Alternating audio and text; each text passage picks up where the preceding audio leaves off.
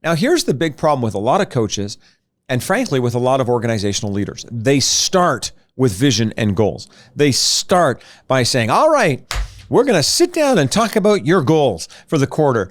And yet the person doesn't feel safe. The person doesn't feel heard and listened to. The person doesn't feel like there's any alignment. And so how can that goal process unfold in a constructive manner when I don't feel actually safe or connected to the individual who's trying to impose all of this on me? And so as a leader, this approach is going to take you a little bit more time, not much more time, but you have to begin the process by creating safety.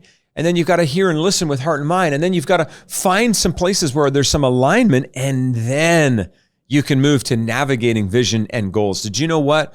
The vision and the goals that people create when they feel safe around you, when they feel heard by you, when they feel like they align with you, are completely different than the goals they create when they don't.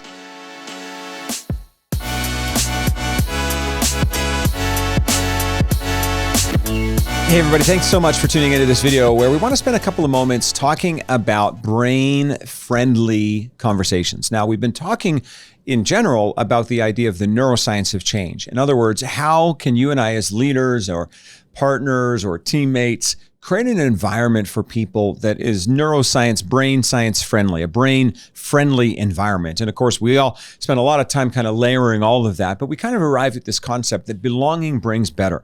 Better what? Better outcomes, better productivity, better performance, better relationships, better partnerships, better connections. Everything is better when people feel like they belong.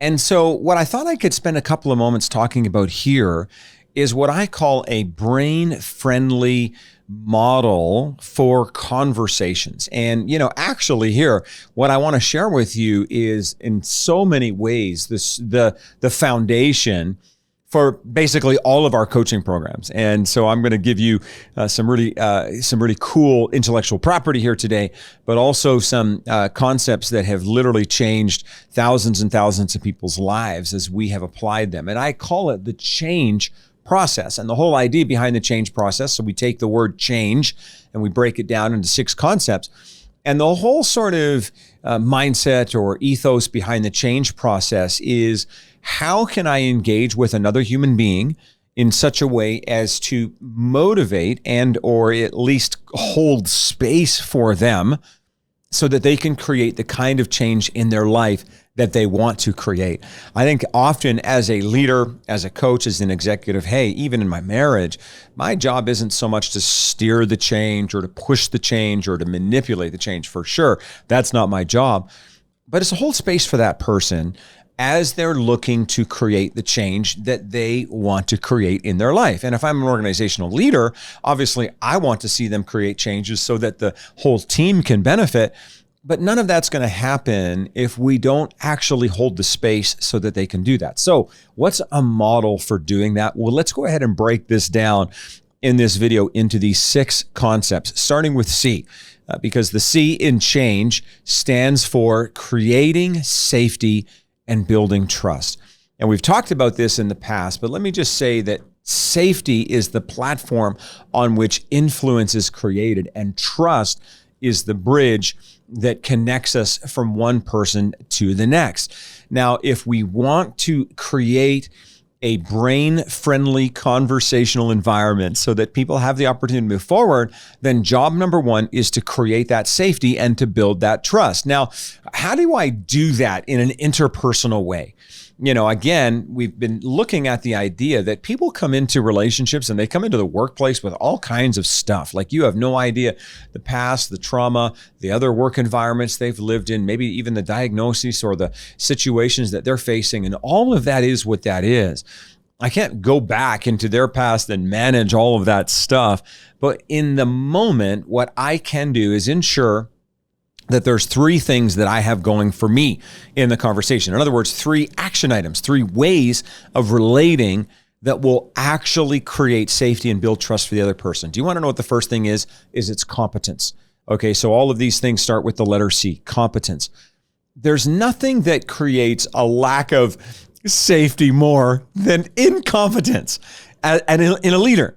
Now think about this, right? I remember when I was working in a sales environment years ago, and the team was struggling to hit its goals. And I remember, trying to get the manager's attention and say, "Hey, what's going on? How are we going to improve our results?" And finally, I did. And he looked me right in the eye and said, "I have no idea how we're going to hit there." The sales target. And I remember thinking in that moment, oh my God, the leader doesn't have any clue what they're doing. What kind of hope do I have for that? And so as a leader, you got to understand that you need to be competent, right? You have got to project competence, right? And you might be saying to yourself, well, hey, I don't have the competence. Listen, it's okay to not have all the competence that you need, but it's not okay to not be working on developing the competence. So what training courses are you enrolled in? What coaching programs are you enrolled in? Who is your accountability partner? How are you developing the competence that you need? So I create safety for the other person when I am competent. Let me tell you, my wife and I have a beautiful 5-month-old baby there at home, and I've had 4 children. This is the first child that out of 4 that I have had as the father, obviously not giving birth, that was a C-section. And it was amazing because in that C-section, there was like 9 medical professionals in the room, and all of them had a job to do, and they were so competent. And so my wife, she gave birth to our beautiful baby Jair. He's 5 months old. She didn't feel unsafe. She didn't feel threatened because everyone in that room was so competent, and that competence created trust and safety. But the second thing that creates that trust and safety is your character. Now, we don't talk about character enough. I think there's a fear, and understandable, that we don't want to come across as judgy, and that's good because that's bad, coming across as judgy. But I'll tell you what, people will find it hard to trust you if you don't have ethics, if you don't have integrity, if you aren't paying them what you say you will, or if you don't let them take the time off that you say that you will do, or if you don't fulfill the promises that you make. Listen to me. People today are angry with their leaders. Why? Because their leaders keep letting them down.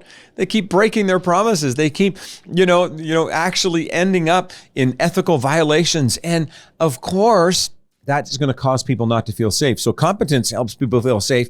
Character helps people feel safe. And the third C is communication. Listen, communication, open communication creates safety and trust. If I'm hiding, if I'm always not being transparent, how are people going to feel safe in that kind of environment? The moment somebody tries to hide something from you, you don't feel safe. That's entirely natural and normal.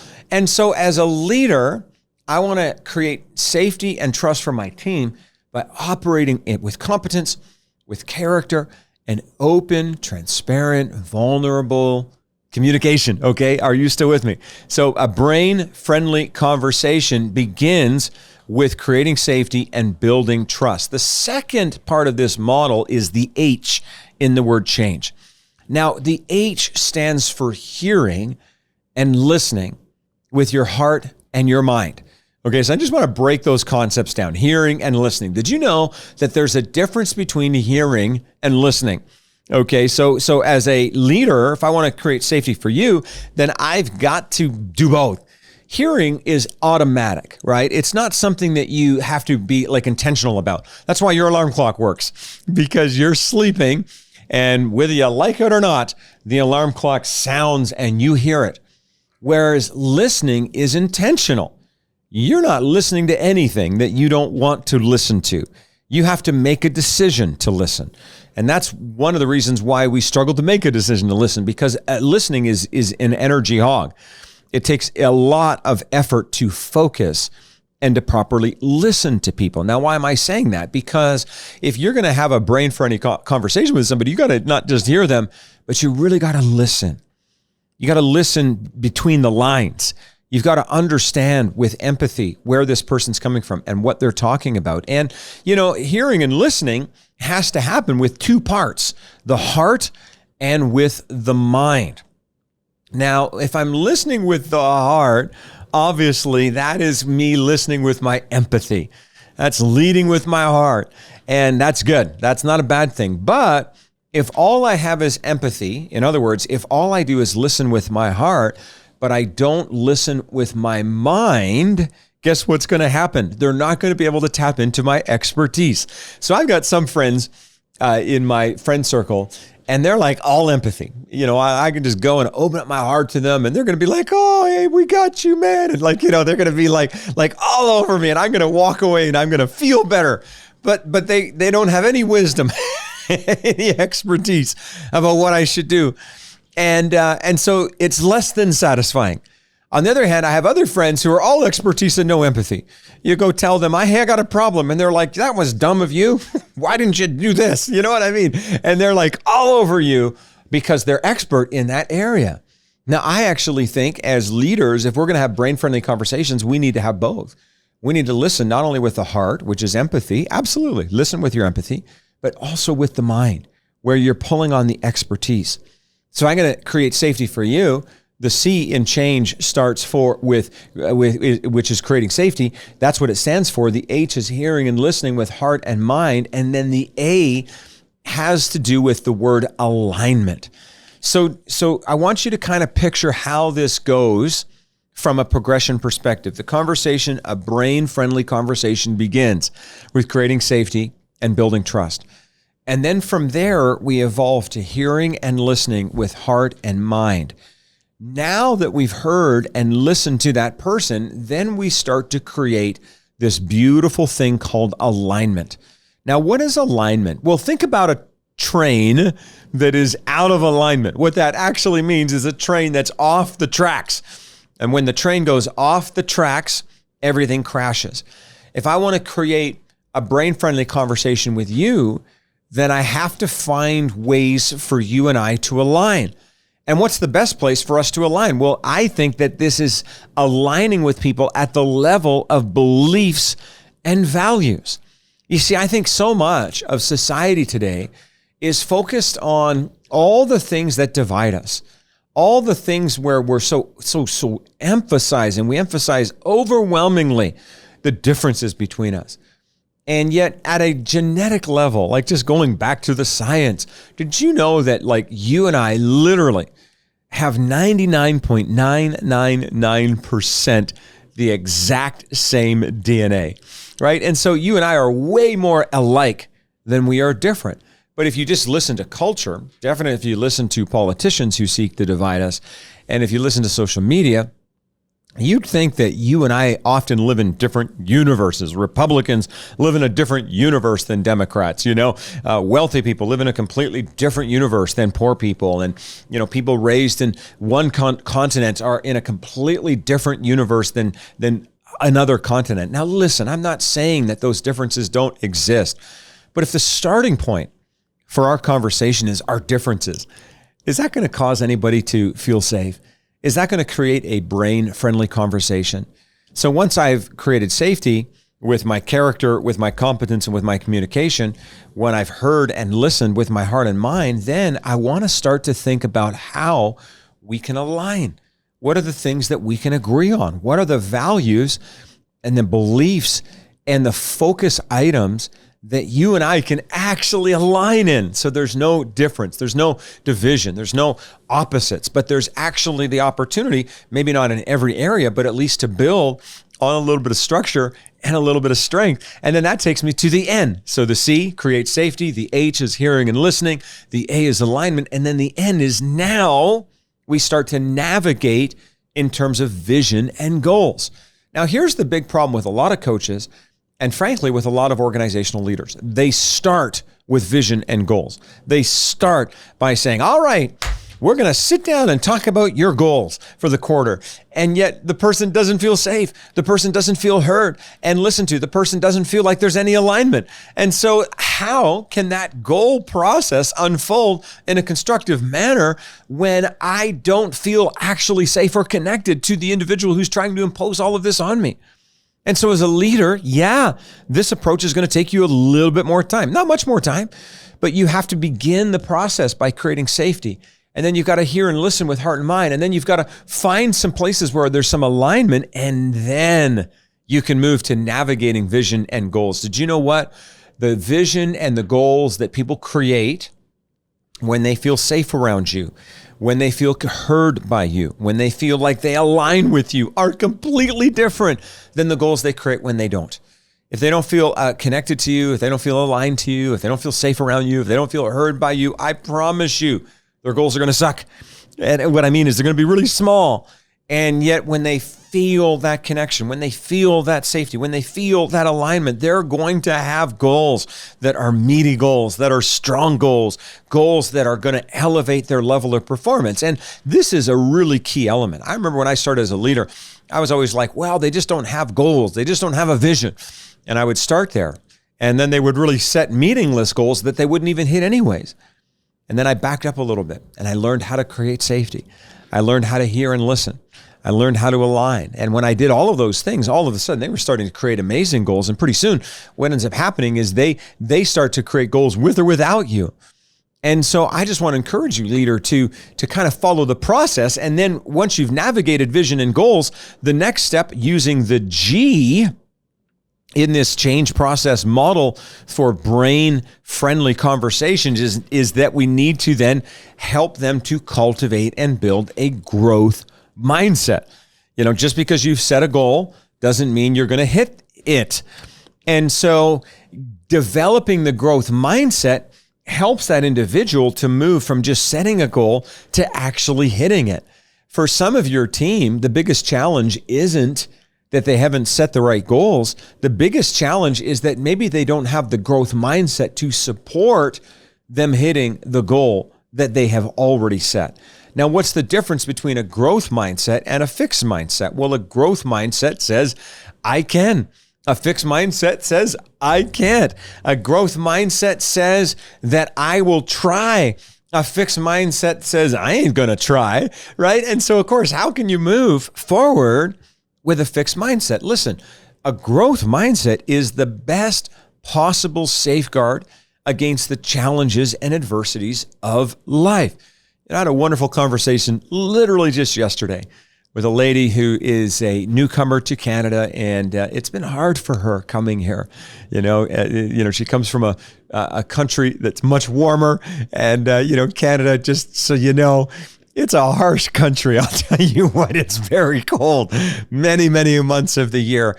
And I think our government does a really nice job of marketing Canada in the rest of the world, where they say, come to Canada, it's going to be great. And people come here and they find, man, like it's expensive. It's hard to live here, hard to raise a family. Like I had a better lifestyle where I came from. And those were some of the things that she was describing to me.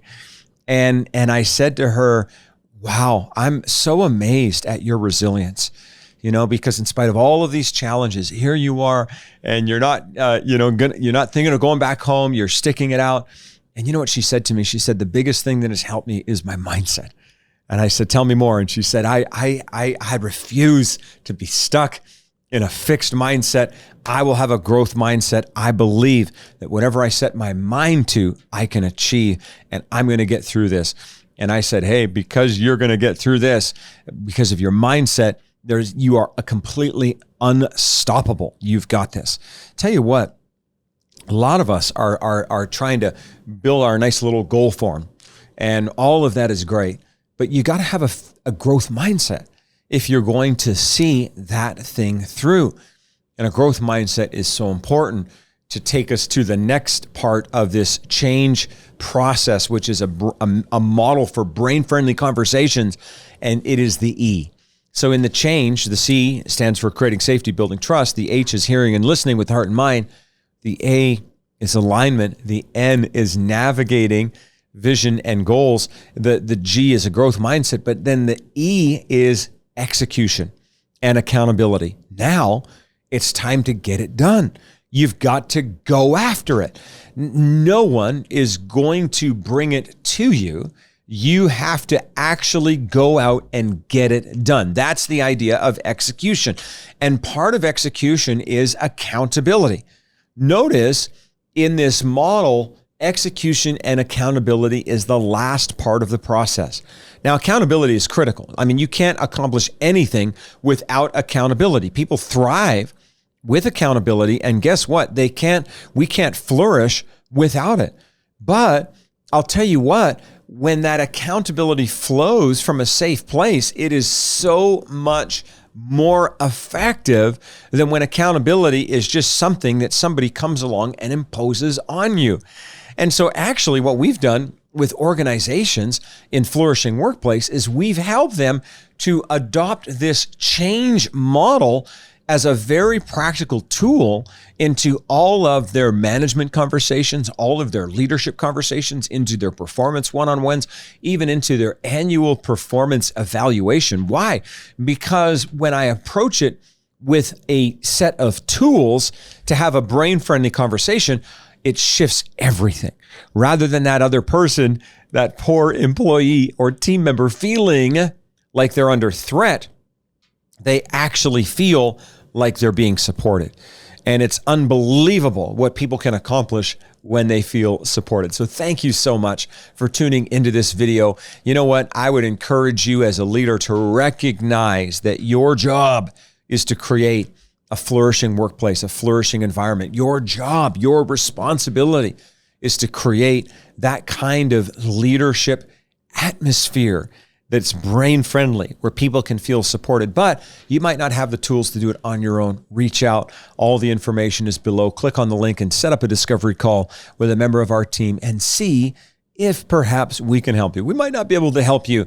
And if we can't, then all you wasted was 20 minutes on a Zoom call. But if we can help you, I can promise you this can change the entirety of your for-profit or your nonprofit. Everything will begin to shift. People will be more productive, they'll be more profitable, and they'll be operating at a higher level when they understand how to implement brain-friendly conversations through the material and the ownership and the coaching processes that we have. So thanks so much for tuning in. We'll see you in our next video.